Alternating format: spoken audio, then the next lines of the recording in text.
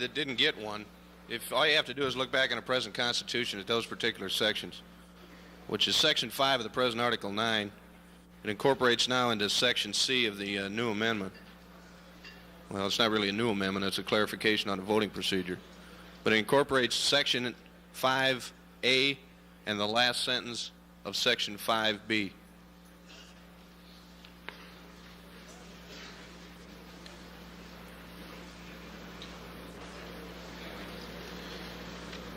Any discussion?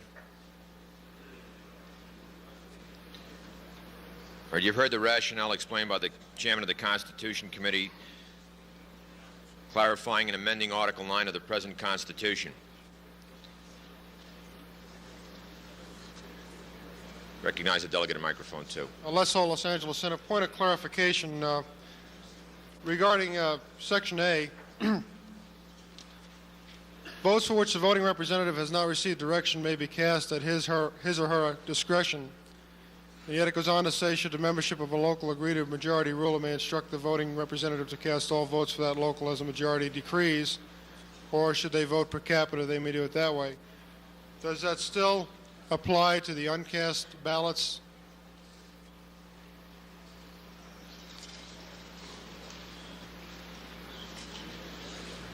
Yes.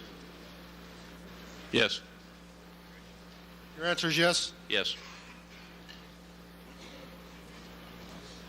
Question of further discussion? Call for the question. Question before the body is the amendment to Article 9, the National Constitution. And if you would give me the privilege of not reading the entire one, but just the subsection C, a voting representative may cast a ballot for president, a ballot for executive vice president, and on a regional basis set forth in Article 3, a ballot for regional vice president. If any candidate for national office fails to receive a simple majority of the votes cast, a runoff election between the two candidates receiving the most votes in any given category will be held immediately. Heard the question. Those in favor of supporting the proposed constitutional amendment to Article 9 indicate by standing. Those opposed? Amendment carries. The next order of business is Article 10, committees. Proposed change reads as follows. Article 10, Committees, Section 1, Standing Committees. Subsection B, the regional vice president shall solicit his membership for candidates to a standing committee prior to July 15th of the year in which an existing term expires or whenever a vacancy occurs. If more than one member declares for a national committee, the regional vice president shall conduct an election through the facility representatives to determine the national committee man. If no member declares as a candidate, the regional vice president shall appoint an active member as national committee man.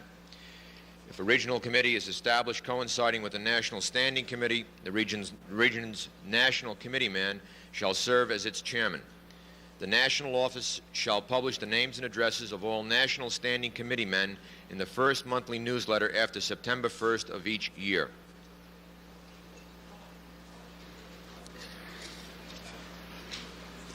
Discussion.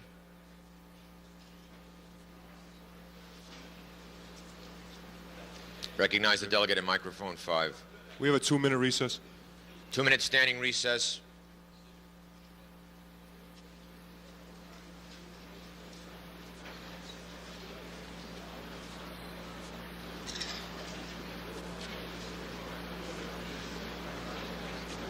I asked Dave to ask Hardica to make certain we get an answer today. We'll see.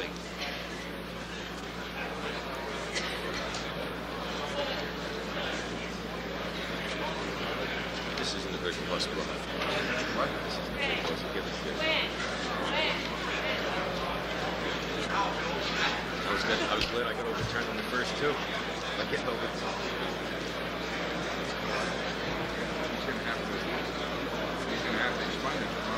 What's that? The question is how a voting rep has to vote and instructed by the membership. He is bound to cast an employee's instruction. His determination is yes.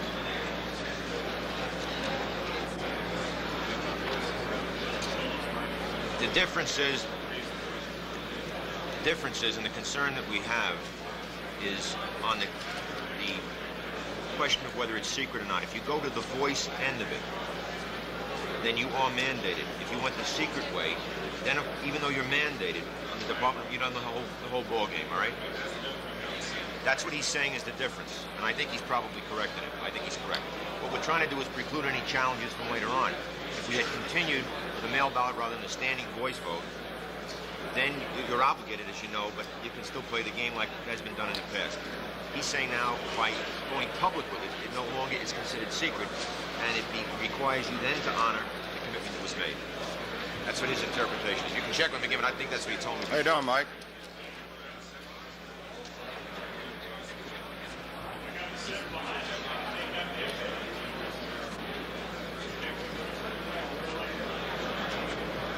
On the same question you just posed?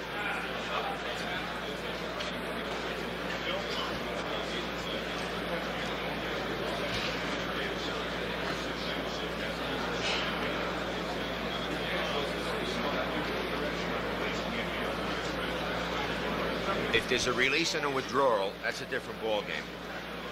I would tend to agree with you, and if you pose the question to me as the chairman, I'll defer to the Constitution Committee, but I'm trying to make a logical and I think a reasonable response to it. If they mandate you to abstain, I would think that that's binding on you.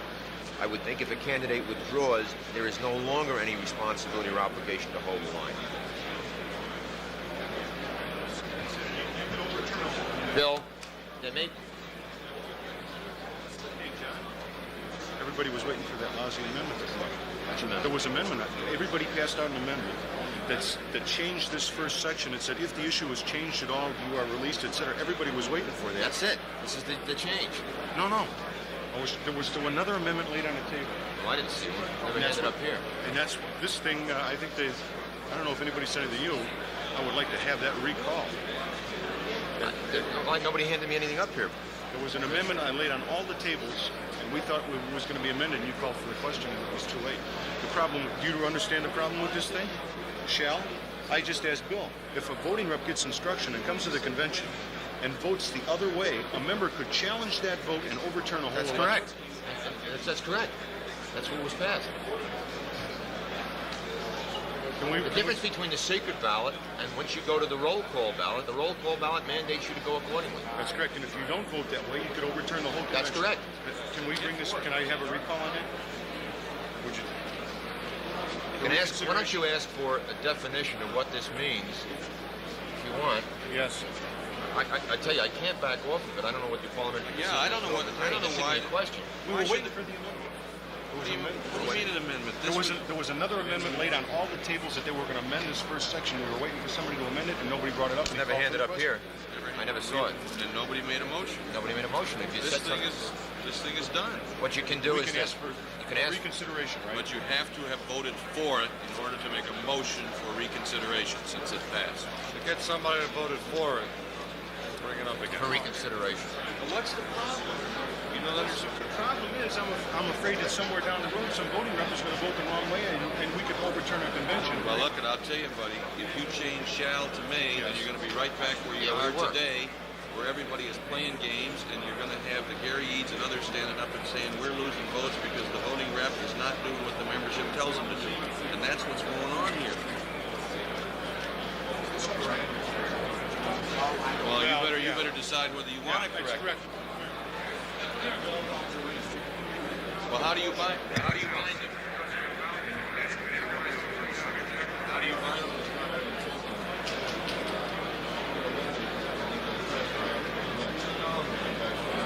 It's in there. It's in there.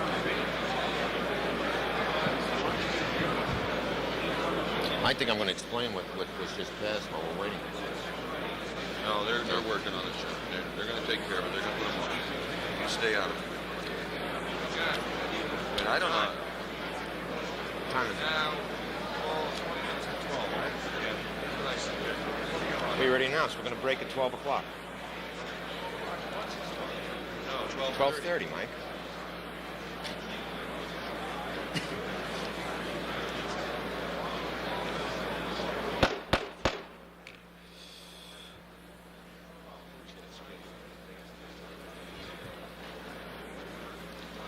Where are we at this point in time? you right now? Standing committees, over here. Yeah. This one. This one.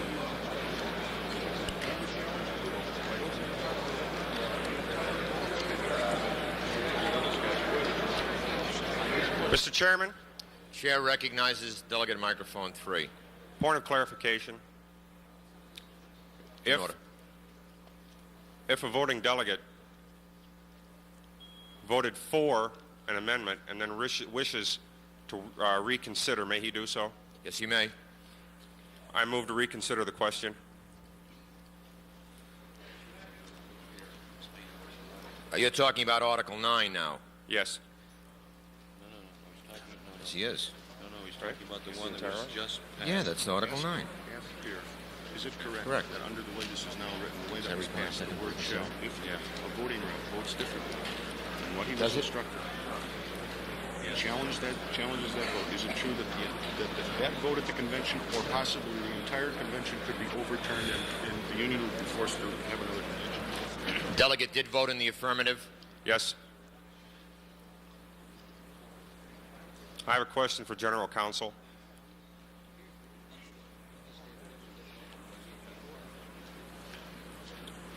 Yes. If in that article, the way it reads now, the word shall is included in Article 9, if in a future convention, as we've just voted on this resolution, if a voting representative is mandated by his membership to vote a specific way for a resolution, if he would change that in any way, even though amendments would have been added to the resolution, would that overturn the convention if a member would challenge that? Yes, that's correct. Gentlemen, the language which has been before you in the form of a constitutional amendment as proposed by the Constitution Committee was explicit. If there was any misunderstanding as to the meaning of the words in there, then I would suggest that there be more deliberation with respect to the motion which is before you. But I don't think there's any question what the language was that is before you. If a challenge is made by someone who believes that a voting representative has disregarded the instructions of the membership, that challenge could be upheld by the Department of Labor and might be reason to set aside the action of the convention body under challenge. The Department of Labor wants to know in any kind of election issue, what does your Constitution provide? And if somebody can point to a situation where the Constitution was violated, that is a good and sufficient reason for overturning that particular action. Now, it is up to this body to decide whether or not they wish to have that binding instruction in the Constitution.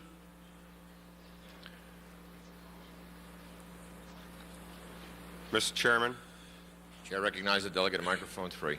Bill Johnson, Indianapolis Terminals. I move for reconsideration of the question. I voted in the affirmative. I don't believe that anybody on this floor wished to vote the way that it appeared that we did vote. I personally, when I voted in the affirmative, felt that I was only voting to include the section that was reinstated in that article because of the failure of Article 2, the mail ballot, to pass. I felt I was only voting to reinclude the voting procedures. Okay. The motion to reconsider is in order since you voted in the affirmative. It requires a second for reconsideration. Is there a second? There is a second. Gentlemen, is in order. We're now reconsidering Article 9. Voting to reconsider. We are voting to reconsider first before we reconsider. Question before the body is to reconsider Article 9. To reconsider Article 9. Those in favor of reconsideration of the previously passed amendment to Article 9 indicate by standing.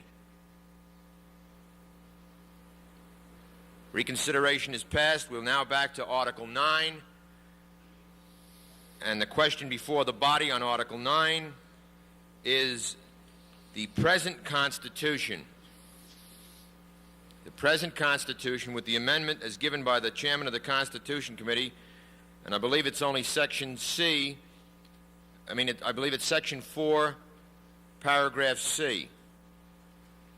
And we better read it so it's clear for everybody the total that we're reconsidering of Article 9. What you gave Tom before is this, you read this as part of it or not? Or am I back to here? Point of order. No, there's a change here now, Tom. This is not what was considered before. Recognize the delegate at microphone 2. Point of order. Where's the point of order from? Here. We were in the middle of another motion. I think that motion to reconsider was out of order at the time. There was no motion. Yes, there was. We were in here. We had gone to there, but there was no motion. Yes, we were in discussion on it. We had the question called for and a 2-minute standing That's right. recess. When would that be when we complete this? Yeah. The chair stands corrected because there was no second required. The question before the body was on Article 10. The motion to reconsider would be in order when we complete the deliberations on Article 10. For the clarification of the body assemble then, the chair stands corrected. We did have a 2-minute in-place recess on Article 10. That motion to reconsider on 9 would be in order when we complete the deliberations on Article 10. Question before the body now is Article 10 on the committees, and I will not read it again. And we will as soon as this is completed, Mike. Those in favor of supporting the amendment to the National Constitution, Article 10 on committees, as previously read, indicate by standing. There's discussion. A call for discussion. Chair recognizes the gentleman at microphone 3. Jack Seddon, New York Center. The amendment as it stands now is 180 degrees out of what we have right now. I understand fully that in some areas that you do have an election process all the way through, and that's how you get your national standing committeemen, because you don't have regional committees. In some areas we do have regional committees. I know it was. With this amendment going through, you could have all of your committeemen out of one facility. They could either be out of the center, they could all be out of one terminal area. I think the best way to get somebody to the National Standing Committee is to formulate the lower committee first, and then have those people, if they can work together, come up with the individual that's best qualified to be the chairman and his representative of the National Standing Committee. You may very well end up with a personality contest in this position and end up with a man that is not qualified to perform those duties. Discussion. Recognize the delegate at microphone 6. I agree with my colleague from New York.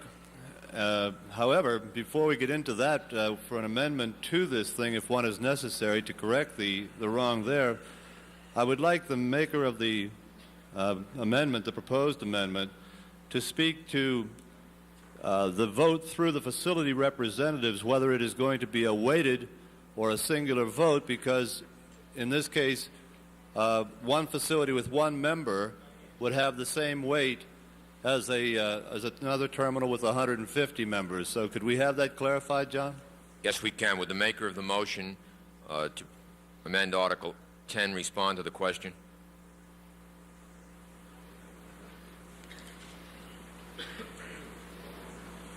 Recognize the delegate at microphone 1. Jim Litterer, Oakland Terminals. The proposed amendment to Article 10, Section 1, Standing Committees.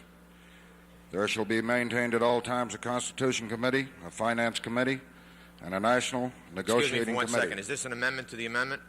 This is a proposed amendment. Well, before we go into that, there was a question on the floor to the maker of the original amendment, and if that maker of the original amendment would answer the question, which is it a weighted vote or is it... Excuse me. And then I'll recognize you. Yeah, Forest West Constitution Committee. The wording in the proposed amendment by the committee is taken from the current Constitution. That Constitution says an election through the facility representatives.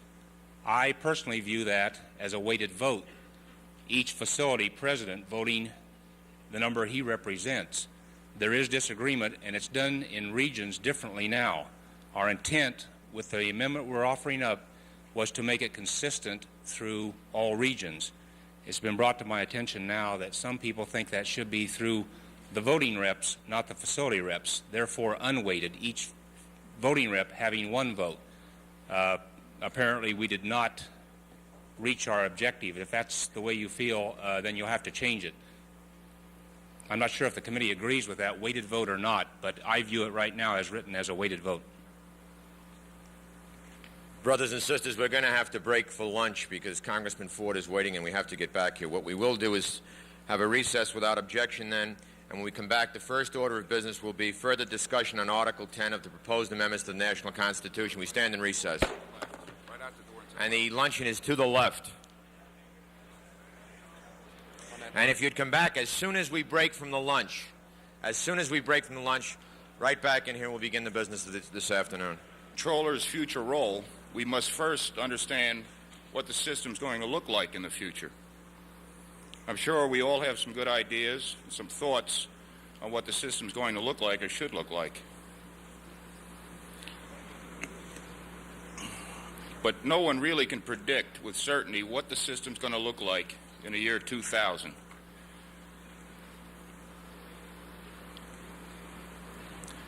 However, many forecasts and predictions indicate a gradual evolution into a highly automated system. And I think we've seen that. Some of the programs that are planned in the next 10 years indicate a gradual evolution into that type of system. But how far and how fast we go will be predicated on a continued growth of all our aviation segments, continued technology development, and of course the degree of impact on the user and workforce. Even today, as I mentioned before, there are examples of things to come. DABS and DABS Data Link are just forerunners of the future system. But okay, how will the future air traffic control system affect the controller? And I think that's what we're all interested in today. Most studies and projections envision a system that is based on a highly automated system that will result in a significant reduction in the number of personnel required to operate it. How's that grab you? A system that removes man from most of the decision-making process. Try to turn them on. It also emphasizes monitor-type duties and responsibilities for both the controller and technician. In the case of the technician, he will respond to self-analysis capabilities of the machine, making routine repairs by replacing modular insert cards. The controller will ensure that the system performs within predetermined parameters and intervenes only during unusual and emergency situations. The studies also indicate that we will reach this highly automated point through a gradual evolutionary introduction of new technology. During this transition period, the controller's role and responsibilities will gradually change as decision-making programs are implemented. As a machine gradually assumes more and more responsibility, the controller will become more of a system monitor. We can conclude, based on previous experience, user safety, and also economics, that we will probably have no alternative but to make this transition. Assuming then that this transition to a highly and fully automated system will occur, what will be the impact on the controller?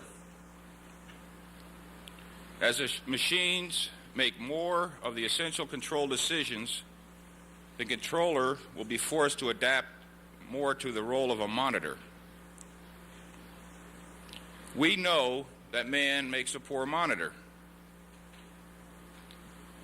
How can the controller be expected to effectively intervene during emergencies if he does not participate in the decision-making process? Because of the different aptitudes and interests which will be required for a person that's going to be a system monitor, the present journeyman controller in most cases will be unable to adapt to this new role and also new environment. How does the controller maintain his proficiency to override machine-initiated commands or intervene when the machine fails?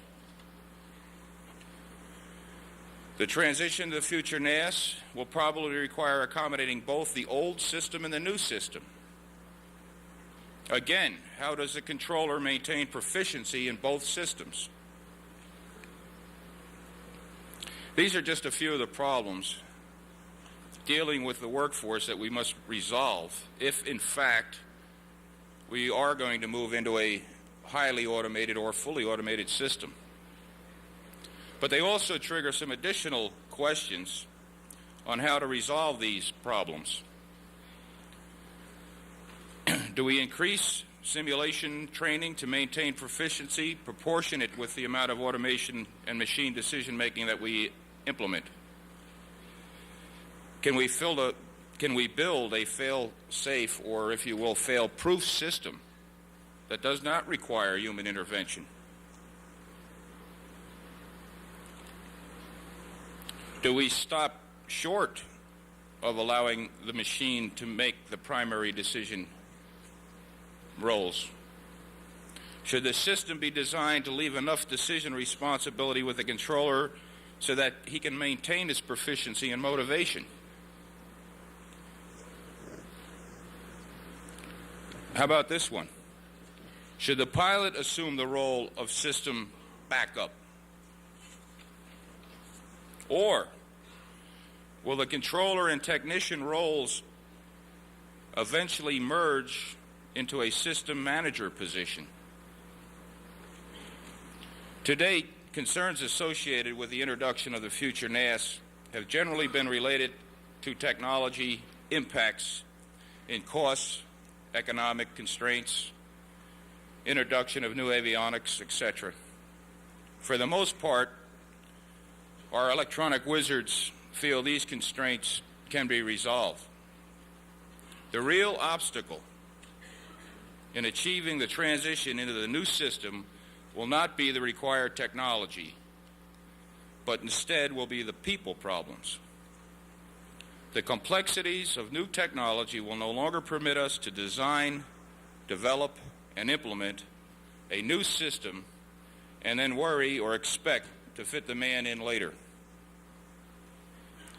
The impact of system change on the workforce and the user must be afforded the same priorities and emphasis currently dedicated to the development of technology. And let's face it, the agency in the past has been driven by technology.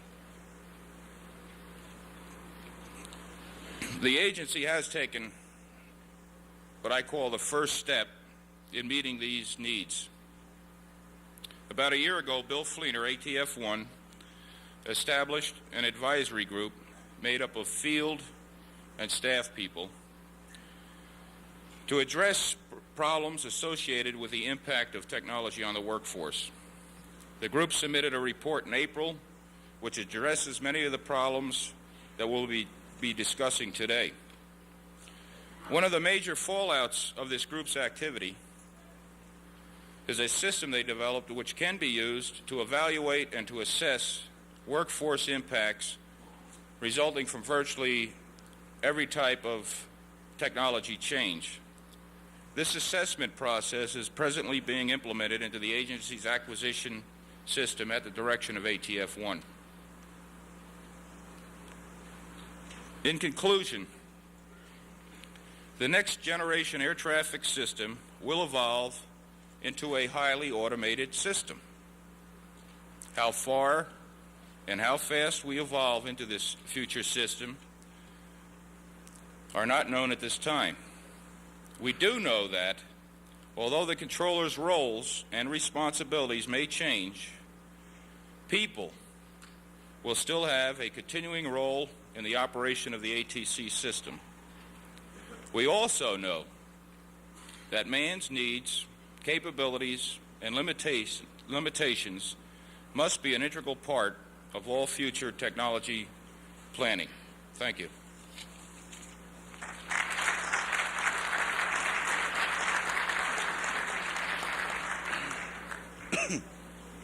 Thank you, John. Our next speaker today is Mr. Bob Warner. He's the Director of the Air Traffic Control Department, Policy and Technical Planning Division of the Aircraft Owner and Pilots Association.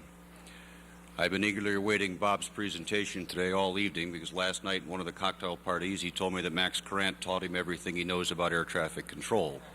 Bob.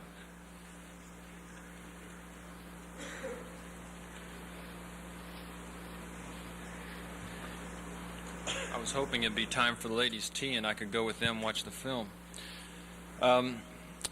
We had an invitation to attend this panel back in March, mid-March, and John Baker, our president, would like to have been here to be a part of this panel, but unfortunately he had other pressing tasks that he had to carry out, and so he had to consider what will we do for these people to extend to them a friendly hand this year and show them that we're trying to change the wave of emotion that some people perceive has gone on between AOPA and PATCO.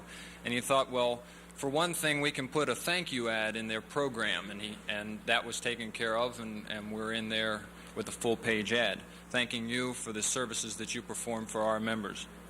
The second thing that Mr. Baker considered is as a friendly hand of a friendly gesture to this group is something that proved to be exactly the right time in Max Carant's career, because he retired April 1st from our organization, and as a thank you gift to him, the staff gave him a 3-week trip to Russia. So Mr. Carant is in Russia right now, and that was the second thing he felt he could do that would be helpful. And in case those two things didn't work, he said, well, we'll find a sacrificial kid to throw out to him, and if they tear him apart and he doesn't come back from Las Vegas, he's expendable. So here I am. Easy. We do appreciate the invitation to be here. We think this has been very helpful for us to talk with you formally today and informally over the course of the whole week. You can't get much more informal than last night. Thank you, Tom, for that opportunity. Considering the future role of the controller in the ATC system, who are we expected to believe as to what's going to happen? Well, we've reflected on what we perceive PATCO thinks a controller should be doing in 12 to 15 years perhaps, and also what the FAA is considering. If we consider what PATCO would like to have the controller do, there'd be a 3-day week, $200,000 a year, and perhaps they would be satisfied then, but probably not. If we consider what the FAA will have the controller doing, in our opinion, or as we perceive it, in 12 to 15 years perhaps, they won't be doing much of anything. We will have automated terminal service at lower activity facilities or lower activity airports that will automatically control general aviation, predominantly general aviation traffic. We, the pilots, will be getting our messages via data link, which will be a more expensive equipment for us to have in the aircraft. And the system will be systeming, and the flying machine will be flying without either the controller or the pilot. We'll just be standing by and be reactionary robots to take over when emergency strikes. Well, what would we like to be doing? What would we like the pilots to be doing? What would we like the controllers to be doing in that time frame? We would like to be flying airplanes still. And we would like the controllers to be involved in some degree of decision-making function in the best air traffic control system in the world, which we have today and we would like to see us continue to have. We feel that the controllers of this country have been doing that job quite handsomely for a number of decades. I can't get more specific on the way we perceive things will happen in the future, because we, as PATCO, are very busy from day to day putting out the fires that directly affect us in our current day-to-day operation. And in our case, that's not just in the system, but any other problems that AOPA members might come up with. But the thought that we have given to this future situation is enough to scare us. We're somewhat afraid of what we perceive to be the direction that PATCO and FAA are going on their considering of the future role. And what I have to say may not make me very popular. The panel might not get invited back again, and maybe just I won't get invited back again. But I have to speak to the subject honestly because I feel it's one that's extremely important to the entire aviation community. What is PATCO doing about the future role?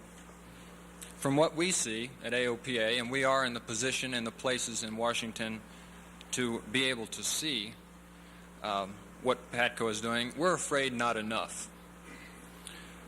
Certainly you were at Congress last June speaking on the subject of the future role of the ATC system. So was every other organization at this table, with the exception of our friend from Canada. All the organizations were represented there and made their comments known. But what was PATCO doing before, and what have they been doing since? There have been numerous meetings and briefings by the FAA telling us all the wonderful things that we can anticipate on how they're going to improve the system for us.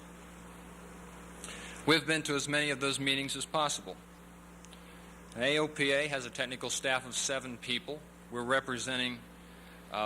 spread pretty thin and representing over 210,000 members, over 15 times the membership of PATCO.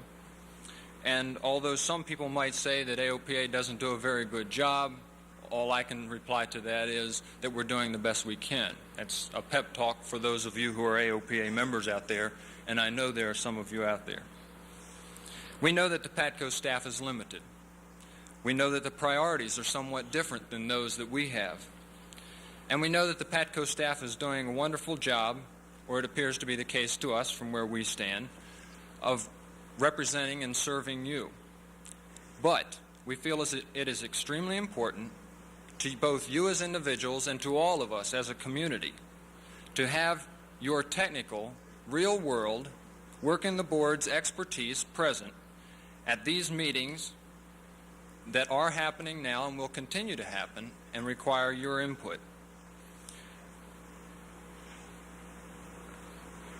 We know that in those sort of meetings that you, the controllers, or your representatives, and we, the pilots, may not see eye to eye on all issues. However, we're willing to go into those meetings and present our case and listen to your case and respect the differences that we might have when there are differences. And more importantly, on many issues, to be able to go in there together to these meetings and make intelligent input, pulling together to make the system work.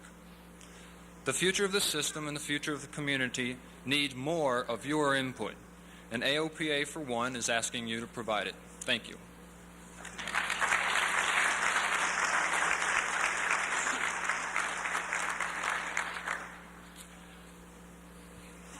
Thank you, Bob.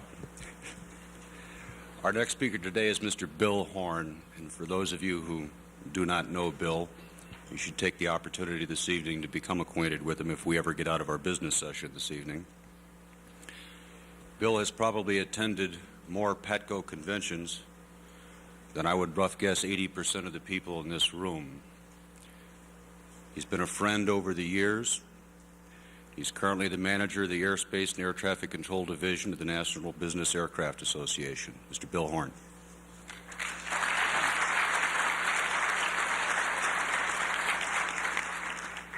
Thank you, David.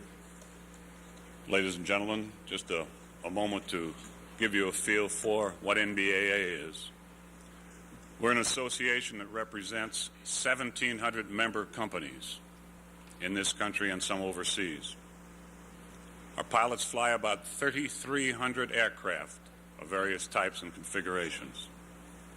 Over 1,260 of these are jet aircraft, flying in the CANOS and overseas. I attend many meetings in Washington. During one of these, a remark was made that should be of great interest to this gathering. And I quote, "More system errors are caused by people than by black boxes." I'm sure we could have a very extensive and loud discussion concerning that statement, but let's hold that in abeyance for the moment. The one message that I would like to convey today is that the people gathered in this room should have a major impact on what the role of the controller in future ATC systems should or will be. The air traffic control system in this country is the best in the world, handling traffic densities that most other countries will never approach. However, the system is composed of many parts: people, procedures, aircraft, black boxes, regulations, political implications, economics, etc. Most of these parts have strong advocates. They become forces that attempt to shape the ATC environment. We're constantly meeting in Washington and throughout the country to ensure that the system is as safe for the flying public as is humanly possible. Reasonable men can have reasonable or unreasonable differences. But if we attempt to completely satisfy any one of the advocates, we may jeopardize some part of the system. Therefore, we are constantly reevaluating and accepting mutual compromises to ensure that the system maintains its high level of safety. Most of the organizations represented here attempt to cover as many of these meetings as possible. Manpower and financial restrictions prevent 100% attendance. The Professional Air Traffic Controllers Organization must participate in as many ATC forums as possible to ensure that their expertise is included in the decision-making process. Within the last few years, you have become involved in several important projects. The Air Traffic Procedures Advisory Committee, ATPAC, whose membership includes most of the users of the ATC system. PATCO has been very ably represented by Jim Lundy and Dick Matthews. Their inputs and candid appraisal of how the system works have been invaluable, and they are excellent representatives of this organization. It should be noted that while most government user committees have been discontinued, the ATPAC charter has been renewed for an additional 2 years. The Aviation Safety Reporting System, ASRS, Oversight Committee, which is chaired by our NBA President John Wynant, finds another active PATCO representative in Bob Holt. This system has had an impact on air traffic control and will continue to highlight areas of concern. PATCO's participation in the NTSB Safety Accident Investigator Program is another example of PATCO's increased involvement in making the system safer. There is presently a program underway which will last for the next 6 to 8 months. It's called FAA Engineering and Development Initiatives. 5 task groups have been organized. Productivity and Automation, chaired by Mr. Robert Everett. Airport Capacity and Route Optimization, chaired by Mr. Joe Blatt, who previously was in charge of R&D in FAA. Freedom of Airspace, Mr. Gil Quinby from NARCO, member of NBA and who we go to for a lot of our avionics inputs. Safety and Flight Control, Mr. Roger Faniff, previously worked with ALPA. Non- and low capital policies to improve efficiency, Dr. George Douglas. In my opinion, the results that are developed by these task groups will have a profound effect on the ATC system and will directly relate to the subject under discussion, the role of the air traffic controller. It appears to me to be imperative that the controller force participate in this very important planning phase for the future ATC system. Automation will obviously have an effect on the role of the controller in the system. Unfortunately, automation has a different meaning to everyone in this room. Arriving at a reasonable definition of what automation means will take a goodly portion of the next 5 years. 2 years ago at an FAA planning conference, Dave Trick and Bill Fleener were on the same podium. At that time, I asked both of them, what firm plans have been formulated to determine the best man-machine relationship for the system, ATC system? Obviously a nasty and difficult question to answer. Actually, both parties had thought seriously about the problem, but time and other pressures had prevented any firm policy decisions from being implemented by either FAA or PATCO. My feeling is that this is the major question that must be addressed in the immediate future, realizing there are no easy answers and many compromises may be necessary. We must also realize that there are more black box salesmen than people salesmen in today's marketplace. We already have pilots screaming, "Stop putting more whistles, bells, and buzzers in the airplane. You're making the cockpit a complex, disorderly place when we really need simple methods of accomplishing the job." I'm sure some of you controllers start to cringe whenever a new black box is introduced to help you better perform your job. I'm not against black boxes, but we have many people, engineers, NTSB, Congress, and the public, who have fallen under the syndrome that the black box is the cure-all for ATC ills. NBA feels that every black box should be required to demonstrate its worth in the real-world system before it is installed. We feel that many of the electronic devices can be an effective tool in the hands of a qualified controller. But we think the controller and his expertise should be in the act as early on in the engineering and development cycle as possible to ensure that the electronics whiz-bang will do the necessary job.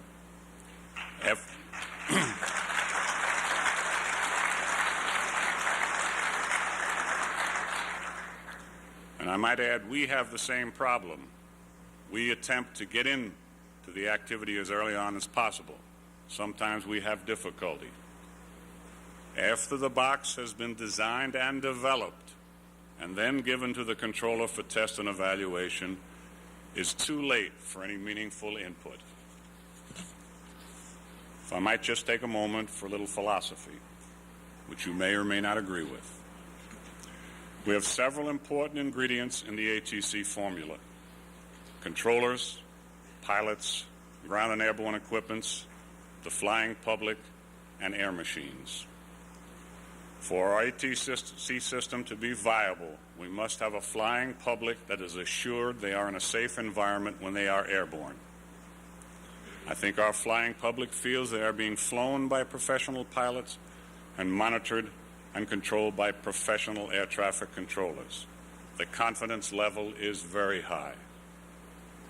There have been many innovations designed into our airplanes to make them safer and to allow them to fly further on less fuel.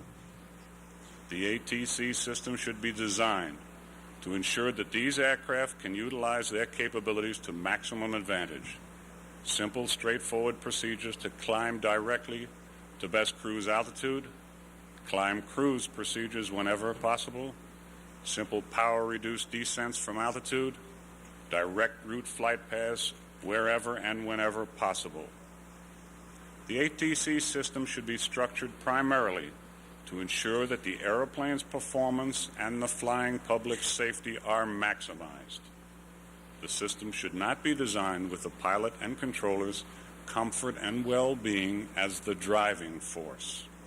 These are secondary requirements in the priorities of time and funds expended in improving the system. I could crystal ball and guess how much automation we will see in the next 10 years, and whether our system will be a black box talking to a people who talks to another people or another black box, or whether black boxes will talk to black boxes, and the controller will monitor to see if they are not saying bad words or passing on incorrect data, or whether we have a fully automated system and the controller only reacts when the fire bell rings. Unfortunately, my crystal ball is a little cloudy. The clear parts, however, tell me that you, the controllers, had better be involved, as manpower and funds will let you, to ensure that the system is as safe as possible. And most of us here at this dais will be in there scuffling along with you to make sure that our system remains the best in the world. Thank you for your time and attention.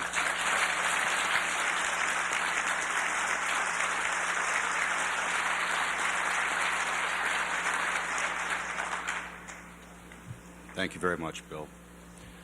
The next gentleman to address the group today is Captain Tom Shepard, who happens to have been your host last night, for those of you who remember what happened last night, the champagne cocktail party. Tom brings 9 years of experience as an active controller to us today, 3 in the military and 6 actually with the FAA. He joined Western Airlines in 1966 and presently serves as a captain on Boeing 737s. He's an active representative of Western's ATC Committee and serves on ALPA's National ATC Committee. Representing the Airline Pilots Association, Captain Tom Shepard.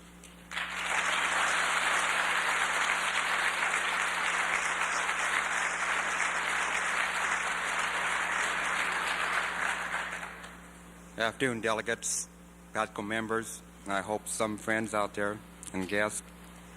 I'm glad to see that most of you recovered from the champagne last night that was bought and served by the ALPA pilots on Western Airlines. I hope that you enjoyed mixing with the Western pilots as much as the pilots enjoyed mixing and talking with you.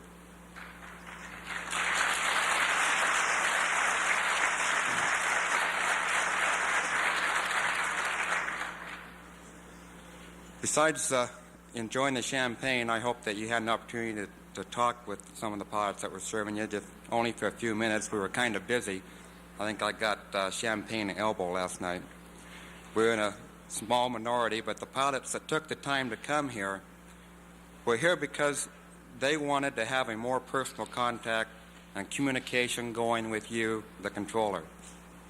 If we ever are going to establish a better pilot-controller relationship, we have to break through the impersonal barrier that talking to each other over the radio creates. We need more social contact with each other where we are free to discuss things in an informal manner. Last night was only a small attempt to do just that. With your permission, and I'd like to depart from the subject at hand for just a minute and take off my ALPA hat and put on a Western Airline pilot hat because of some of the comments I've been receiving since I've been here about a publication that's been floating around that was written by Western Airline management. I'd like to read to you a letter that was written by the author of that publication, that a copy of it went to John Layden, your president, and as a preface of this, that I'd like to state that the guy who wrote that letter, he swiped it from somebody else and just wrote it word for word. So you need to jump on the guy who wrote it originally, besides jumping on Western like you did. The letter says, by way of apology, I am taking the liberty of writing this letter to you in the vein of an open letter to all controllers or pilots who may have taken offense to some of the statements which I wrote or borrowed from another publication. Let me begin by stating my sincere regrets for any abrasive statements which I made or copied. You may rest assured that neither myself nor Western Airlines has any axe to grind with control personnel as a group. On the contrary, I state that we have the utmost respect for the daily professional job which you people might do, particularly in the pressure cooker environment of the high-density traffic areas. In this apology, I believe that is a correct analysis to state that in my zeal to point out the pitfalls of misguided pilot orientation to where the rear dangers lurk, an undesirable fallout was a misrepresentation that controllers were somehow at fault. It was not the intent of my article to castigate the controllers individually or as a group, and your protest is well-founded. Lest there be any doubt as to the point which I intend to make, let me simply state that the ultimate responsibility for safe flight rests with the captain. He needs you as much as he needs his cockpit crew members to help him in that task. But as it's been aptly stated by Mr. Gerald M. Brunsky, Bureau of Accident Investigation, NTSB, the captain is the last line of defense against an accident. If I made this point at the expense of your professionalism, I stand corrected. Sincerely, Captain James R. LaBelle, Manager Flight Safety, Western Airlines. So I'd like to have you get the word out to your members that their apology has been written and it was not the intent of the article that the way it was taken. And I want to take off my Western pilot hat and put on Alpha again. Today we're talking about the future. Now, I've worked with some of you on the local level long enough to know that I try to communicate with you in as direct a manner as possible. Though my wife says, Henry Kissinger, I'm not. I would like to feel free today to communicate with you in the same manner. Before we talk about the future, though, I'd like to compliment you on how far you've come and what. But whether or not you work with us, we still challenge you to become more involved in safety issues. Ladies and gentlemen, the decision is yours. It's up to you. And I think that from what I've heard from the other members of this panel, I think there ought to be a message there for you. Thank you.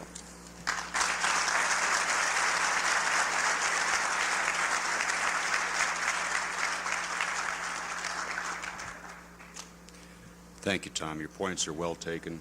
We do want to work with the ALPA Safety Committee, and your gracious offer is now officially accepted.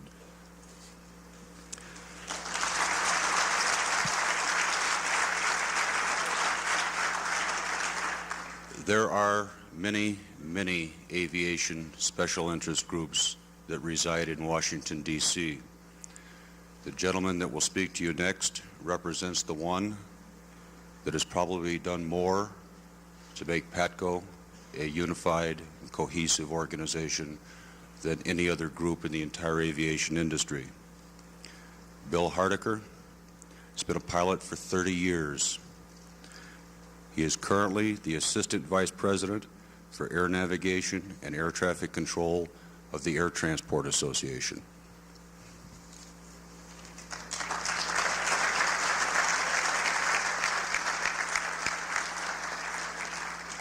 Thanks, Dave. That's an odd way of putting it. I hope Dave recognizes, too, that we're trying to help, that we consider ourselves part of the team and not certainly an adversary in this business. And I think the record will stand for that. There are some other things that we do have little difficulties with from time to time, and I guess we got one now, but I won't be addressing that this afternoon. We appreciate the opportunity to again join you at your convention and certainly to participate in this, I guess, one of your first safety panels. And I, for one, certainly endorse the comments that have been made before, that it's great to see you all getting involved, and we hope that you will be involved more, especially in the Washington area where we are trying to look at the future system. I don't know how I ended up as anchorman, other than perhaps age, and I could move the time that I've been flying up to about 47 years if I tried hard. The 30 that Dave was talking to were the 30 I spent with Navy.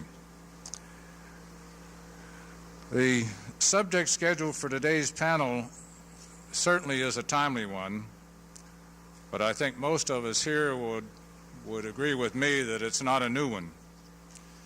I personally recall speaking to it starting back about 1969, 70, 73, and 76 on similar occasions.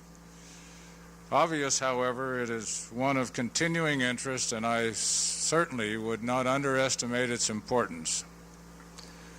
First, in our consideration today of the controller's role in the future of the ATC system, I believe we could all agree that the ATC system represents an evolutionary development of many years and not one that was designed overnight and then implemented. Thank goodness. In the airline's opinion, it will continue to evolve in the future, as will the role of the air traffic controllers, the pilots, and I would add also the operators. Much work and study needs to be accomplished in the area of human factors and the potential of automation before we can sit down and get plausible answers to the many questions that have been raised on the controller's future role. This year, the airlines have given their number one priority to FAA's research and development efforts on human factors research. Hopefully, this effort will assist us in the search for answers. I think it's noted by most of us that as the reliability of our mechanical and electronic gadgets and the system do improve, and they have over the years, the fallibility of the human in the air and on the ground becomes more important.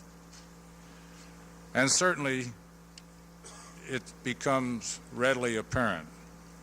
The future role of these systems, I think, need to be addressed more in that context. As Bill Horn has mentioned previously, the FAA held consultative planning conference in Washington on new engineering and development initiatives, and I won't go into that because he's already discussed that with you. One of those initiative groups, under the president of MITRE, Dr. Everett, I believe, he's examining the topic which is most directly related to the future role of the controller. And his group, in FAA's words, are to come up with some answers to the questions that are being raised in your mind and in our minds. We are participating in that effort, and I would hope that you all will be able to also. In addressing the role of the controller today, I would not want to be accused of prejudging what may eventually come out of FAA's human factors research and these forthcoming deliberations by experts, but there are a few things that I think I can say today, and that certainly we would carry into any FAA forums as airline views. I'd like to share those with you. They are: the authority and the responsibility for managing and operating the ATC system should continue to be vested in a single ground-based system under the control of the federal government.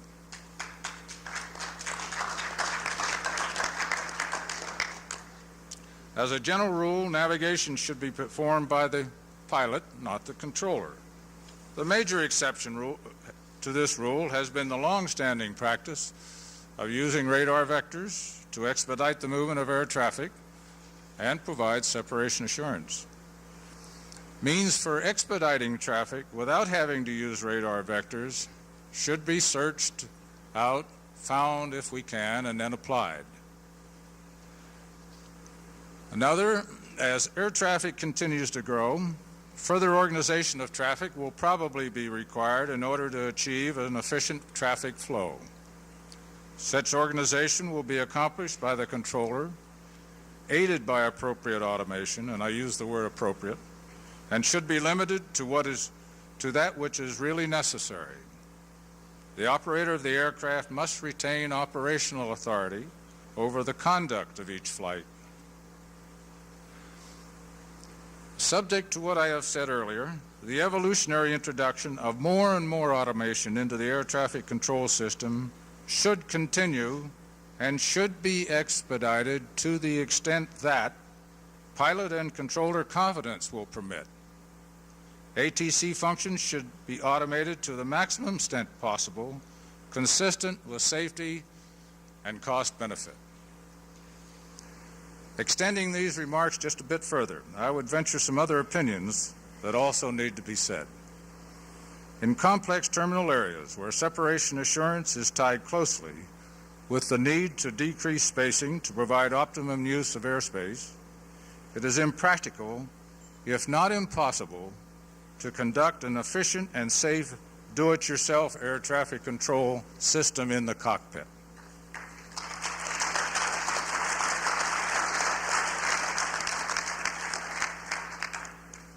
It is also impossible in today's world to create an acceptable fail-safe computer system on the ground which would accept traffic, meter it to assure high accuracy over runway threshold, conflict-free, provide navigation to the cockpit, speed and route by data link, probably in closed-loop command and control without pilot or controller intervention. The key word here is acceptable. Technology is available or will be very soon to permit this kind of system, but it would entail major changes to the role of both the pilot and the controller, a condition which I believe we are unable to accept at this time. The controller also has another role in current and future systems, which in our rush toward automation is too often not emphasized enough. Any professional controller operating in day-to-day line function has a unique opportunity to use his talents in analyzing firsthand operational situations as they occur. And with his experience and talent, he is able to provide innovative solutions resulting in methods of improved traffic handling. We believe this role is and can be very productive to the operators of the system and to its users. This innovative role is applicable with today's ATC procedures and techniques, as well as those that might be proposed for the future and need not involve automation per se. The future role of the controller should consider and reflect this unique controller capability. Another item, the future role of the controller with proper system orientation must become more than just an air traffic flow manager who has the ability to plan and maximize the safe flow of traffic using automation to the maximum extent possible. Now, some of the questions that have been raised by those in Washington and the FAA and their consultative planning group, and were mentioned by Don Beyer earlier today, as I said, are now under consideration by the special group regarding the controller's role in the future system. And I think those questions would be worthy of discussion today in the panel and by all of us if there was time available, but unfortunately there is not, because I know you have other pressing business. In conclusion, these questions, I believe, that are being raised do outline the complexity of the problem and explain why there are no simple answers. We may not agree with all of FAA's statements. I get accused of that every day. Each of us probably has some answers to some of the questions. Unfortunately, they are probably, in many instances, personal views and may not be agreed to by others. Many of the questions raised require much more information than we now have available in order to reach sound answers and subsequent decisions. As I stated earlier, I believe that the ATC system will continue to evolve as it has in the past, and answers will undoubtedly be found to questions as we need them. History, I think, attests to that fact. That's not to try to hurry the process beyond our capability to cope with the human factors and the automation problems that it can create. Thank you.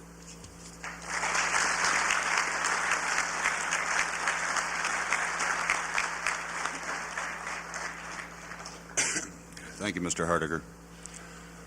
Our next speaker is a brother in every sense of the word. Representing CATCO, the Canadian Air Traffic Controllers Association, their president, Jim Livingston.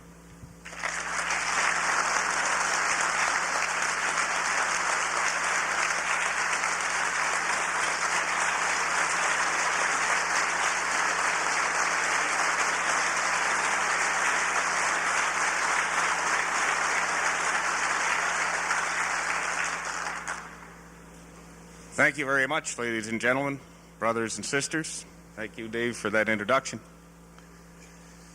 First of all, to the delegates assembled here, to the other members of PATCO that are here, and the guests that are here, I bring you best wishes for a productive convention from your 2,200 brothers and sisters in the Canadian Air Traffic Control Association.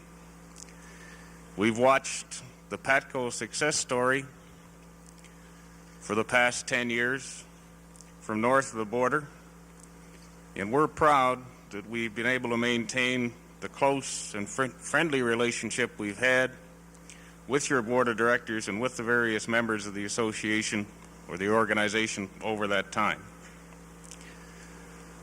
I was asked to be here today to discuss the role of the controller in future air traffic control systems. I have to admit to approaching the formulation of my words on that subject very cautiously, since the systems that you're presently using in this country, the NAS system and the ART system, are the future air traffic control system for my country. So we're a long way behind and we have a long way to go. So in preparation for the panel, I read a number of papers that had been prepared over the years on the subject by, I think, what were predominantly European authors. And I find it comforting that in none of them do the authors propose a fully automated system from which the controller has been eliminated or left out of the decision-making loop. I guess those authors have been aware, as I have been, of that ancient joke about the world's first fully automated airliner in which the cockpit was occupied not by a gray-haired, steely-eyed airline pilot, but all that was up front was an IBM 360 computer. As the aircraft left the ramp and moved into the takeoff position on the runway, the public address system clicked on and a recorded voice said, "Ladies and gentlemen, welcome aboard the first scheduled flight of the world's first fully automated airliner. All control of this aircraft is computerized, and every piece of equipment has a backup which takes over if the first piece fails. So sit back, relax, and remember that nothing can go wrong. Nothing can go wrong. Nothing can go wrong."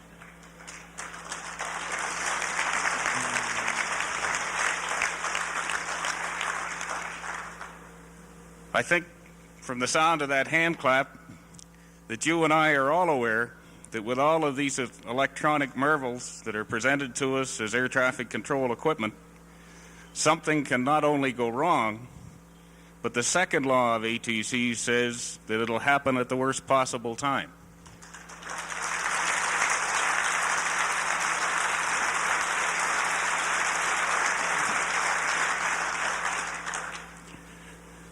Most of the literature that I've read from this country and the speech that was made, which I suppose represents the FAA's position, pictures the controller of the future as the monitor of an automated system whose role will be to provide immediate intervention in the event of a breakdown or overload of the system. This raises the obvious question of keeping the controller competent and able to handle the situation if he's required to step in the event of a system failure. Even with the breakdown of our basic tool of radar, I'm sure we've all witnessed the difficulty with which radar controllers make the transition to handling the traffic procedurally, using only the aircraft position reports and time and altitude separation. Picture the chaos which would result from the breakdown of a fully automated system, throwing a complex traffic situation into the hands of a group of controllers whose only role had been to watch a computer vector, sequence, and assign altitudes to a number of blips on a scope. Much has also been said and written in the past about airborne collision avoidance systems, or even the far-out possibility that a comprehensive display of the airborne traffic picture could be transmitted to the cockpit and the pilot could provide his own separation. The following is an extract from a paper presented by the British Airline Pilots Association 10 years ago when PATCO was just being formed. The words are still true today. and I quote, "The practical use to which a more limited concept, such as airborne collision avoidance devices or even proximity warning indicators might be put, must receive the most careful examination. Assuming that this is indeed a technical possibility, even in the en route phase, in the terminal area the problem is of a wholly different order, and I remain to be convinced that any possible use the pilot might make of information of the traffic in his near vicinity would not be balanced by a rapid increase in the incidence of self-generated near misses and of stomach ulcers. The most alarming suggestion that I have heard is that pilots, on the basis of a cockpit display of the ATC situation, would take over the collision avoidance function entirely. This would be like trying to play a game of snooker from inside one of the balls."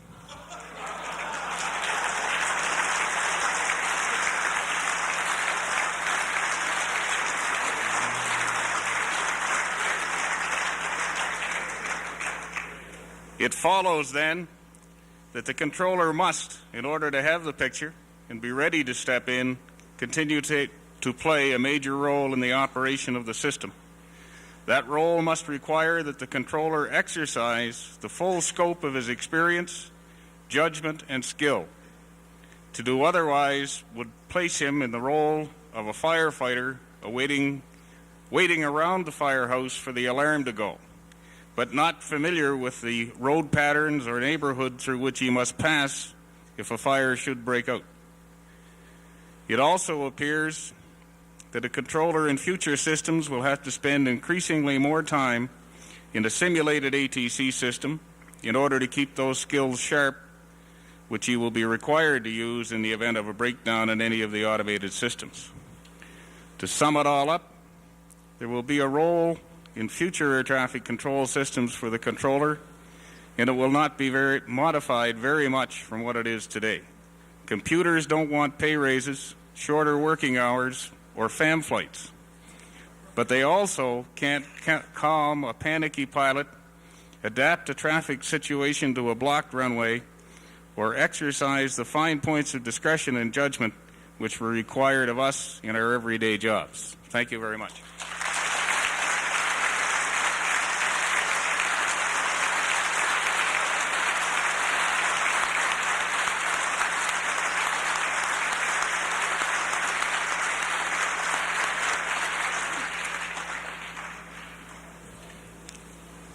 Thank you very much, Jim. Our final speaker today is a controller that's been with the agency slightly over 9 years. 4 years as an air traffic controller in the Minneapolis Tower and 5 years at Denver Stapleton Tower, and the chairman of the PATCO National Safety Committee, Mr. Dick Eigel.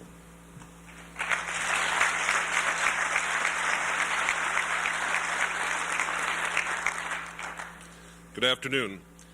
If the past few years' experience of ATC's equipment and procedures are any indication of the future role of the air traffic controller, then I believe that this panel's topic for discussion is already a valid assumption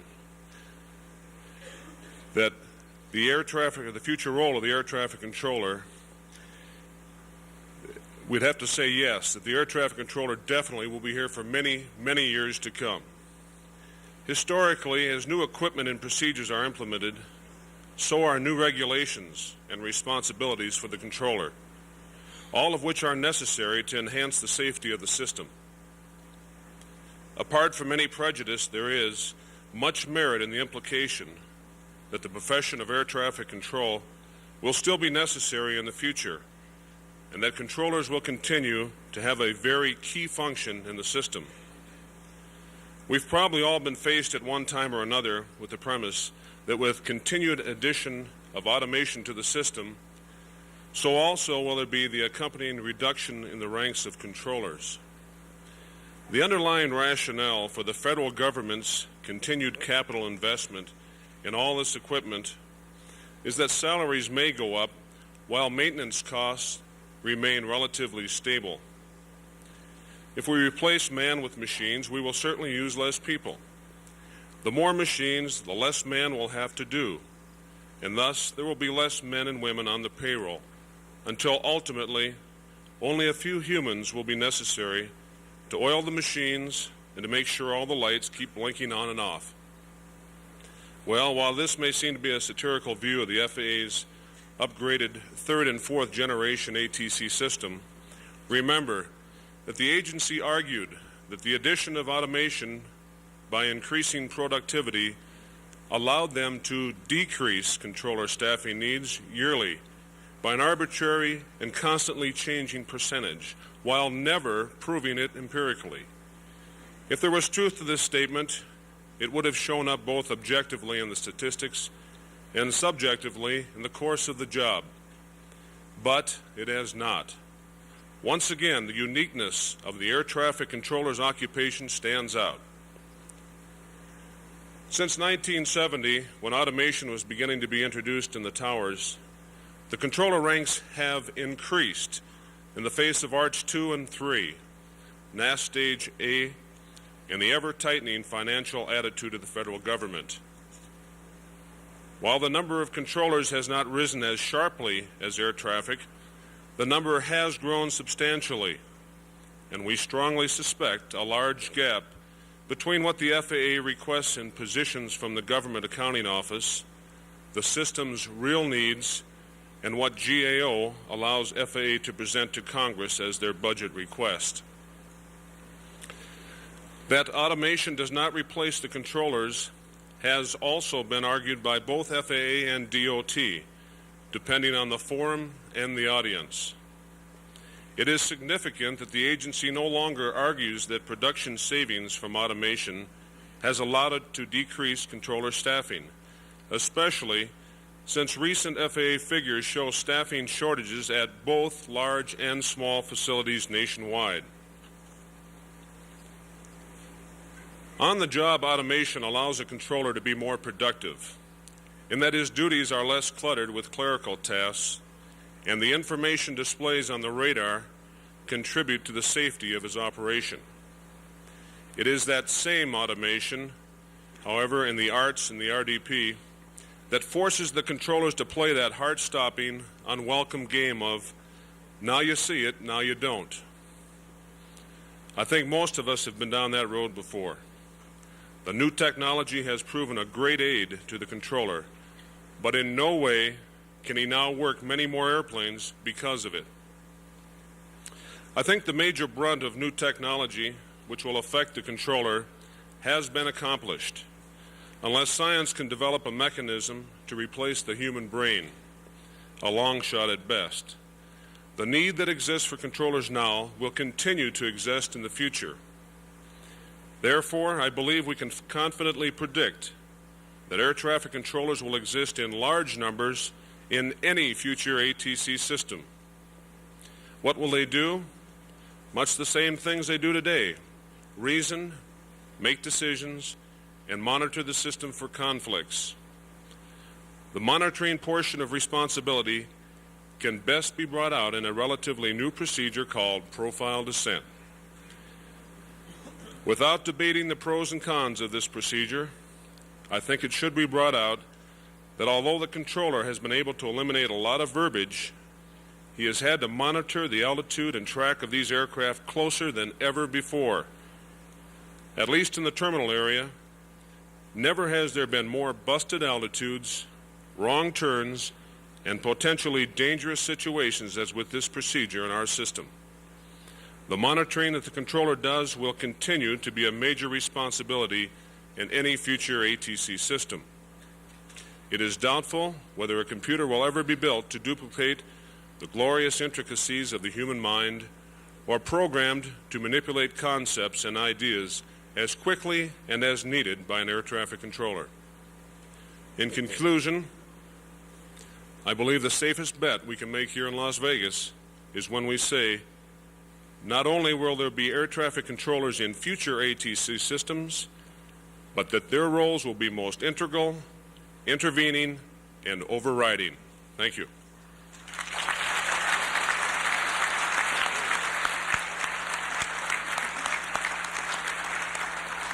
Thank you very much, Dick. I apologize to the panel participants and to those of you in the audience who may have had a question that you would have liked to have asked. we have an extremely heavy agenda facing us this afternoon and a very, very narrow time frame in which to accomplish it. So with that, I would ask you to give a warm PATCO thank you to the panel participants.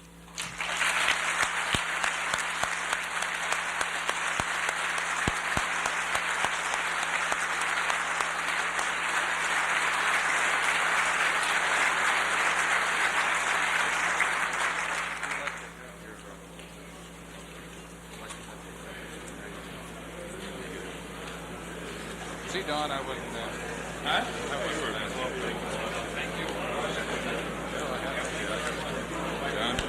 Dave, pleasure. I'm sorry we didn't get to the questions. So am I. Thank you. Thank you. Thank you.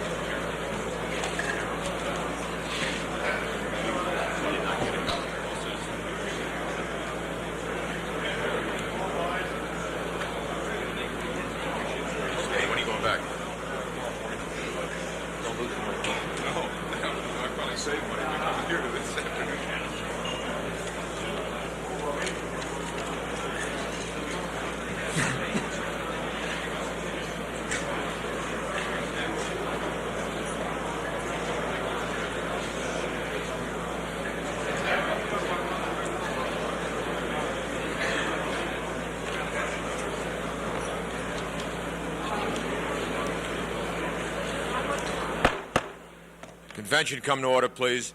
We'll take a 5-minute break, and begin the business again. Will the executive board members please come up to the front, members of the executive board?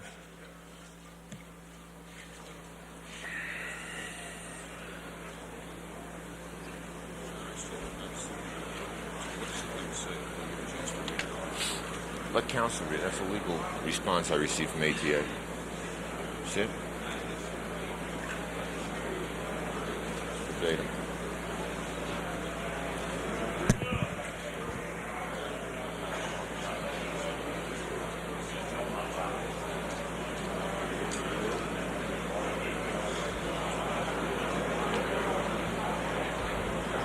Yes, please.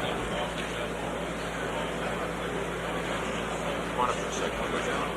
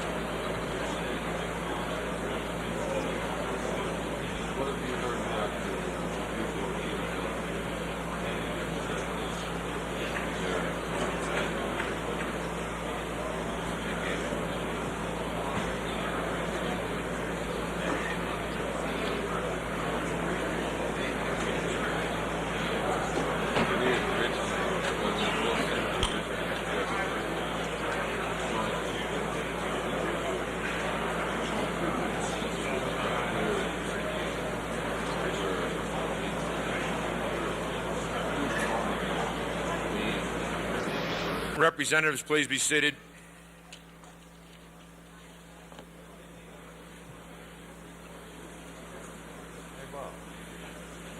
Where are we?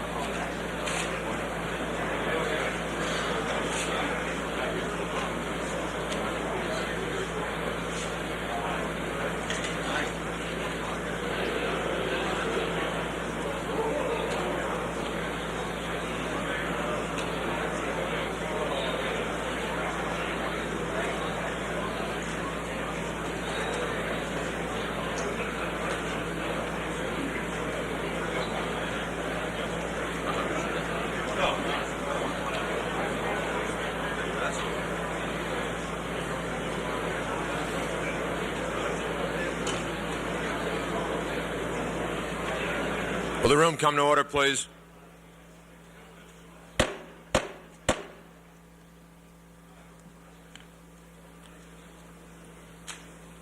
Before we pick up on the proposed constitutional amendments, as I indicated in my opening address to you, that we were waiting for an official response from ATA to the question reference to the fam trip article. I have a verbatim message received from my office this afternoon, and I'll quote it for you. This was received from ATA this afternoon, and it is verbatim. Not all carriers present today. Discussion was limited to consideration of legal questions associated with the subject and any joint discussion of it. These questions will be given prompt legal review. In the interim, the problem will be focused on by the individual carriers at the highest level. The Executive Board has been appraised of the message and will have further information for you as we proceed tonight. We're back now on Article 10 of the proposed amendment. We're in discussion. General Counsel wishes to address the Assembly.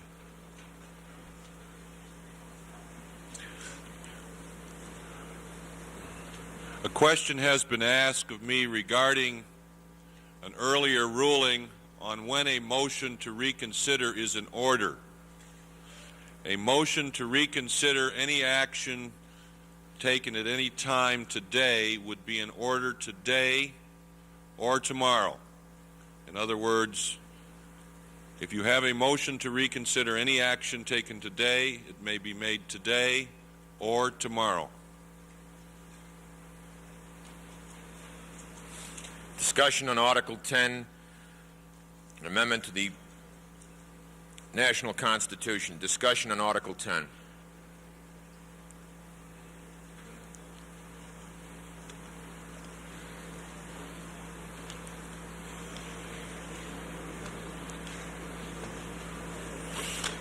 Call for the chair recognizes the delegate, microphone 1. Oakland Terminals. I'd like to introduce an amendment to Article 10, Section 1B. On line 6, after facility representatives, add the following: who shall have 1 vote each. It's my understanding that the intent of the proposed amendment as written is weighted votes per facility. Is there a second to the amendment There's a second.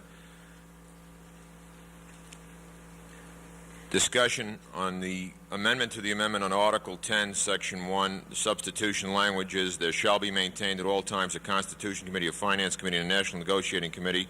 Each of these committees shall be composed of 1 voting member from each region, as described in Article 3. And a point of clarification, John. He said facility representatives shall have 1 vote each.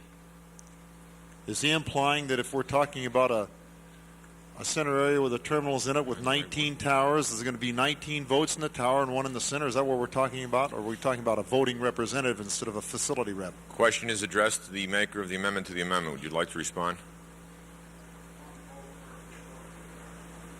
1 vote per facility representative is the response.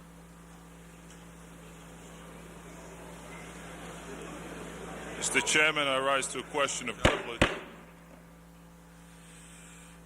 Discussion. Recognize the gentleman, microphone 1.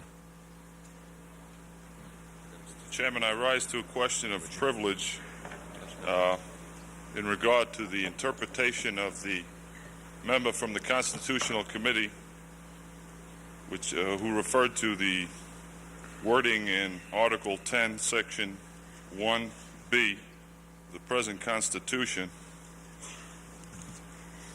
and asked that a determination be made as to whether the present Constitution consists of a weighted vote as worded, or as one facility rep, each facility rep having a vote. I asked for an interpretation of that under Article 11, Section 3 from the President. Chair defers to the Chairman of the Constitution Committee for interpretation. Want to repeat the question for the Chairman, please?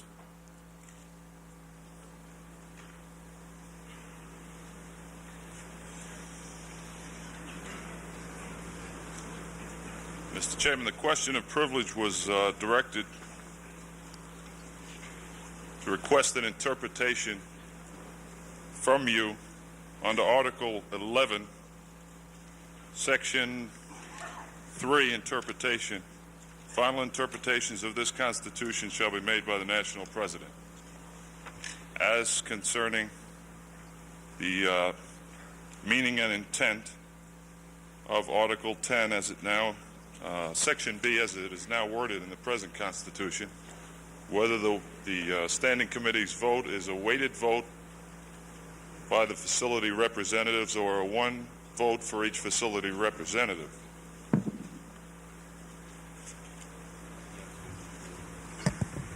He's asking me to make the interpretation of the President. John? I understand the question, Rex. No. 1 second. I think I can answer it.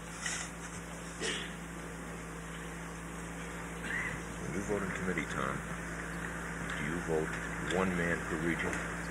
Yeah, again, that's always been the way. There's never been a way to vote. My interpretation and understanding the way the committees have functioned under the existing Constitution, Article 10, Section 1B, is that it is one vote per region as comprised by the committee membership and makeup. One vote for region. It is not a weighted vote. Is that responsive to your question? Discussion on the amendment to the amendment. Recognize the delegate at microphone 1. I'd like to speak against the amendment to the amendment. It's in order. The reason being, if you're talking facility representatives that make up an area, you're talking in some areas there might be 3 centers or 2 centers, but suppose there are 3 centers. That means the center will get 1 vote per facility representative, which would give them 3, and you might have 40 towers in the thing, which give the towers 40 votes. This is just a little bit lopsided. I understand it. Through the facility representative. Recognize the delegate at microphone 2. With Atlanta.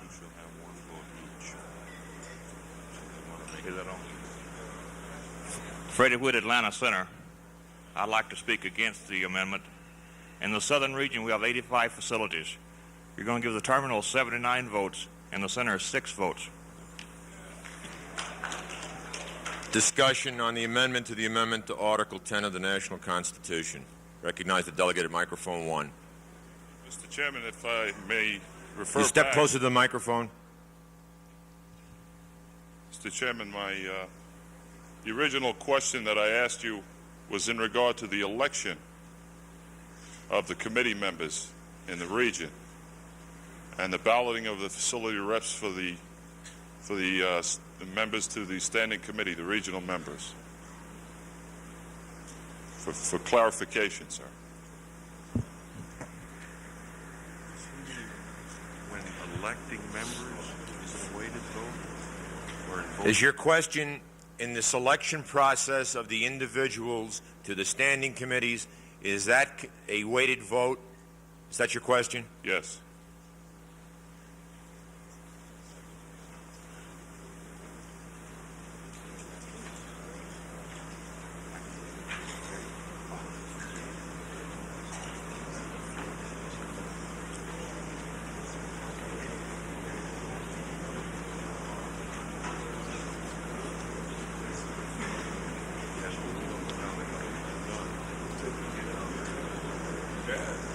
I must defer to one of the regional vice presidents so that it's clear in my mind exactly how those elections are conducted.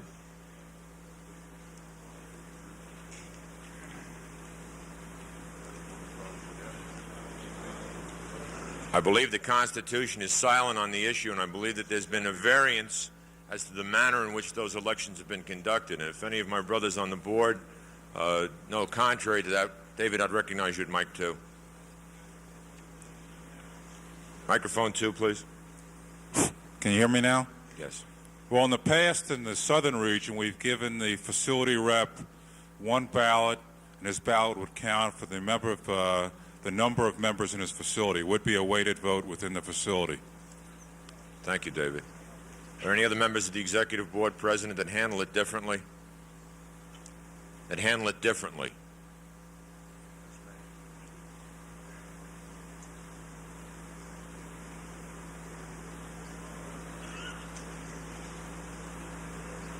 Do you have the answer?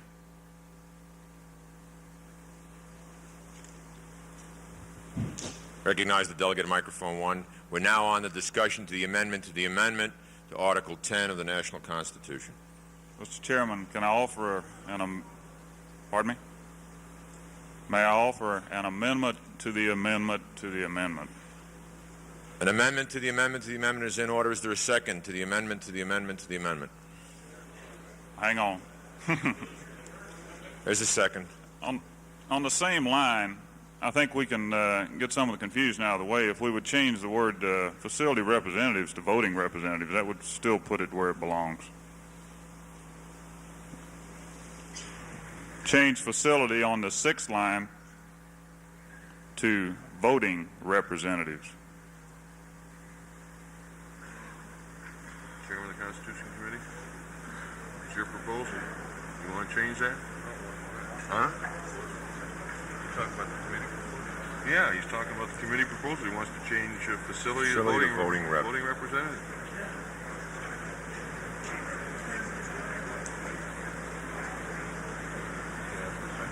There's a second. It's in order. Wait a minute. There's a question before the House. Yeah, but no, there wasn't a question. Yes, it is. Somebody has moved to amend this to insert who shall have and one that's been vote seconded, each. and we're on discussion on that. And now this guy is raising another motion. And he can. It's in order. No, he's not moving to amend this. Yes, he is. He's amending this. How they handle it out there. Wait a minute. I think you missed him. All right. This language has been proposed as and seconded. Okay. We are discussing yes. this language. And now there is an amendment to that. No. This guy is moving to substitute the word voting for facility representative. That's out of order. Right. Let's deal with this one and then go on to that. The chair would rule that the last amendment, which would be an amendment to the amendment to the amendment, is out of order and not germane because the amendment to the amendment before the body is only the language after representatives who shall have one vote each. We're on that language now. Your amendment would be in order when this is concluded. The body is now discussing the amendment to the amendment, the insertion of the language who shall have one vote each. Okay, thank you. Recognize the delegate at microphone 5. Yeah, you asked how they were running the I did not ask. One of the delegates asked how it was conducted by the regional vice presidents. In the Pacific region, we interpreted the phrase through the representative, the facility representatives, meaning we would send a ballot and everybody in the region voted for the committee man. Thank you. Discussion on the amendment to the amendment. Insertion of the language after representatives who shall have one vote each. Before the body, chair recognizes the delegate at microphone 4. Is this working? Okay. Carl Settle, Fort Worth Terminals. I'm here to speak against the amendment to the amendment. Even though I represent facilities that has a total of 2 members to a facility with 80 members, it's the general opinion of all people that I represent that one vote per facility is not quite adequate, and I am opposed to the amendment to the amendment. Recognize the delegate at microphone 5. The question. Call for the question. There are other gentlemen who were standing before, then I'll continue with the discussion on the issue. Recognize the gentleman at microphone 6. Johnny, I thought you forgot me. Dick Swagger, Washington Tower, and the idea of one vote per person seemed to have come up a lot earlier in our discussions today, and everybody seemed to be very much for everybody having a vote. Now you want to allow one person to cast a vote in a facility with one member and equal a senator with 600 members. I think that the idea of it is ridiculous, and I speak against it. Discussion. Recognize the delegate at microphone 3. Mr. Chairman, Bill Johnson, Indianapolis Terminals. Being a facility rep from a small terminal, 50 people, I don't like the polarization insinuation. As a facility rep, I would vote for the man from my region, which I feel is best qualified for the position, be he from a center or terminal. I call for the question. Call for the question. I'm sorry. In the interest of fairness, I did not recognize the gentleman standing in microphone 1. Recognize the delegate at microphone 1. Take care, would you? Mike. Thank you. Jim Literary, Oakland Terminals. Okay, I'm the maker of the amendment, and I withdraw it. Second is withdrawn. The amendment is withdrawn. Back to the body. Thank you, sir. I think it will be opportune now just to make a short, brief statement, if I would, as chairman. Brothers and sisters, we've had before us and submitted to you well in advance of this convention a number of issues. I would think that, again, in the interest of moving this convention so we're not here till next week, please, you've had considerable time to discuss most of these issues, and unless it really is an important amendment to the amendment that's been submitted to you that you've had opportunities to discuss, please, in the interest of moving the convention, I'd ask you to be considered along those lines.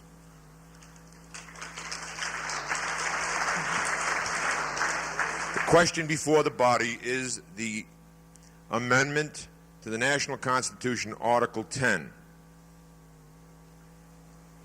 Any discussion? Recognize the delegate at microphone 2. Los Angeles Terminals. Point of inquiry, the interpretation by the committee was that the facility reps in this situation are going to vote their votes in the facility as certified, right? That's what we're talking about? Yes. Thank you. Discussion. Recognize the delegate at microphone 5. Bill Kawahilo, Honolulu Center. I'd like to make an amendment to the proposed to the amendment. It's in order. Is there a second to the amendment to the amendment? Oh, I haven't heard it yet. Go ahead. I'm sorry. Proceed, Bill. Okay, I'd like to insert on line 6, after the word election, insert within each facility, and all else remain the same.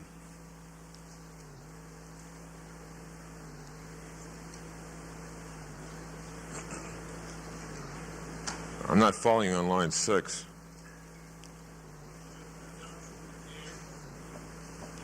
After the word election. Okay. It's the language, Bill? Within each facility.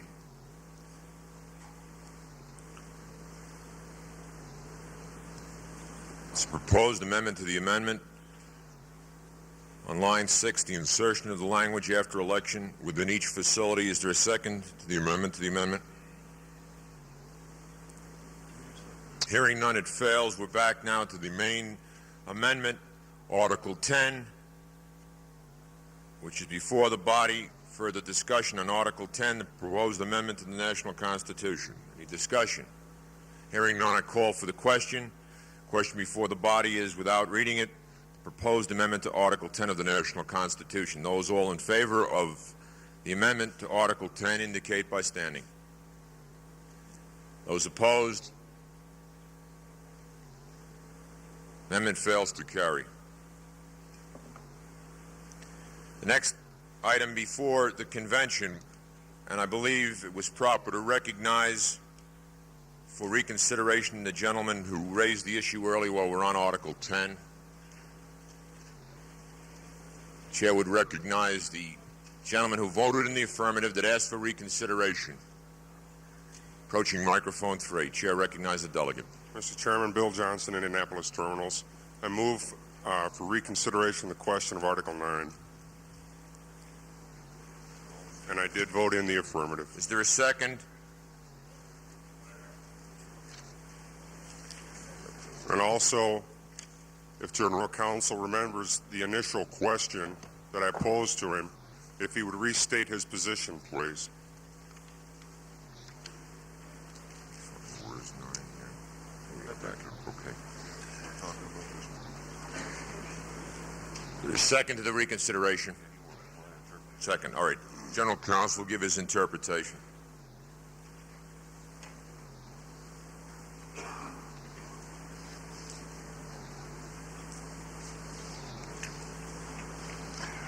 Gentlemen, let me see if I understand exactly what is being offered.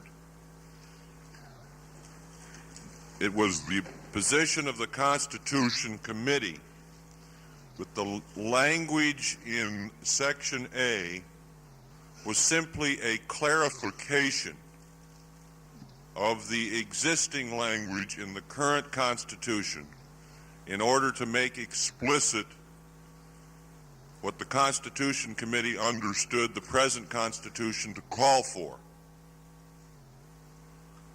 With respect to B, there was no change.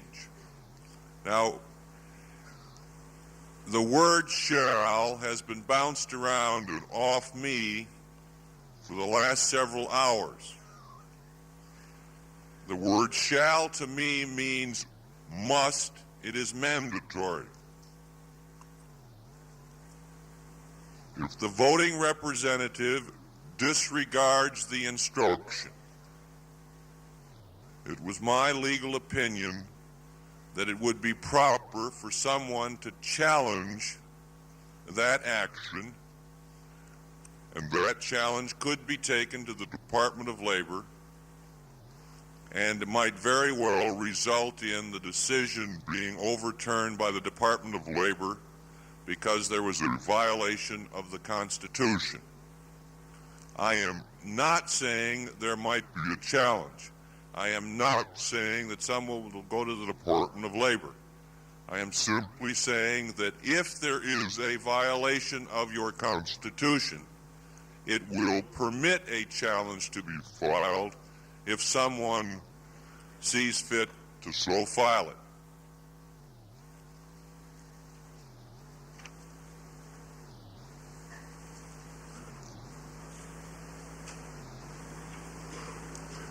Recognize the delegate at microphone 2. For Mr. General Counsel, Bill Clements, Miami Tower, I'd like to ask him a few hypothetical questions that may clarify the year a little bit, Bill, if I may.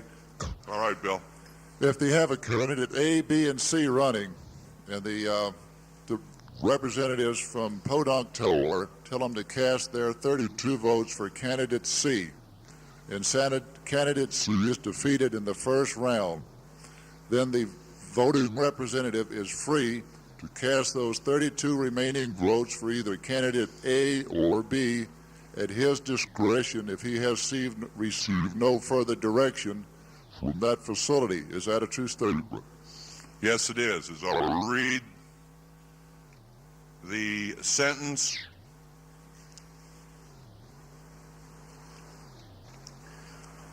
I think it's the third sentence. Votes for which the voting representative has not received direction may be cast at his or her direction.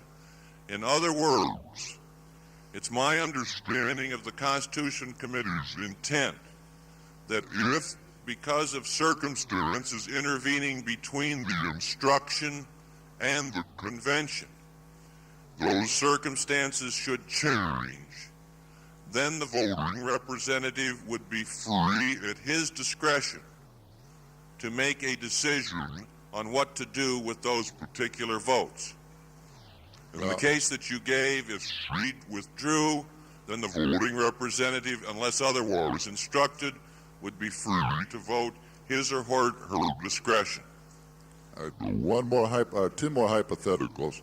If the voting rep receives 32 votes, or is told to cast 32 votes from Podunk for, we'll say, the New York resolution on the area bank, and the New York area bank is defeated, then the voting rep can then cast, and this is just pertaining to a resolution, his votes for the National Board area bank change at his discretion.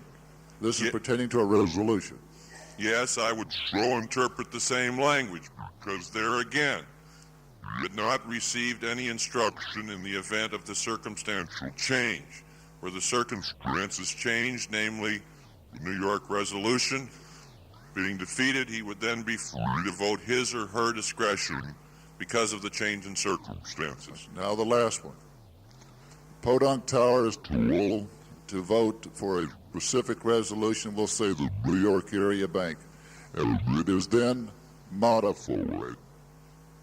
Now, once the resolution is modified, is the voting representative still bound to vote for the resolution? And we'll call it a slight modification, and anywhere up to a major modification if you can progress along.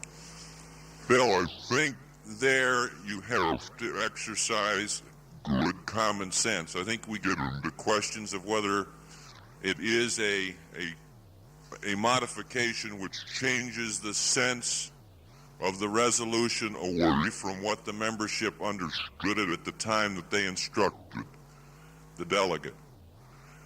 What this body has done over the last several years is to assure the membership the opportunity through advance notice of all resolutions 60 days in advance, an opportunity to review those resolutions, review the candidates who are running for office, and thereafter may instruct a delegate to vote.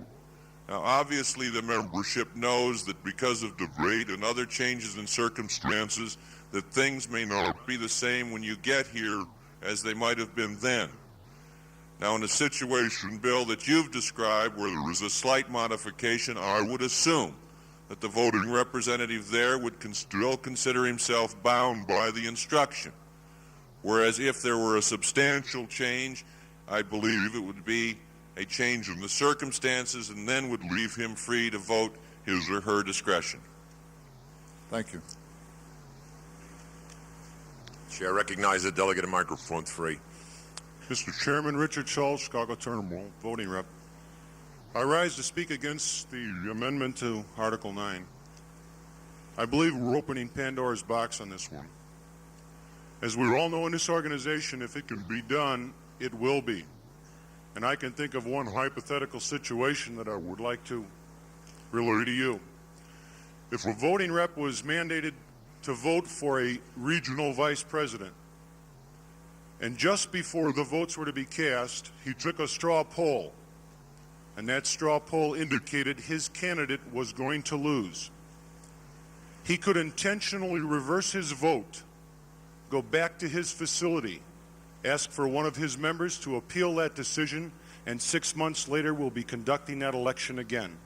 I believe if this is passed, we will be running 2 conventions a year, one to conduct business, a second to conduct the business of resolving all the disputes with the Department of Labor.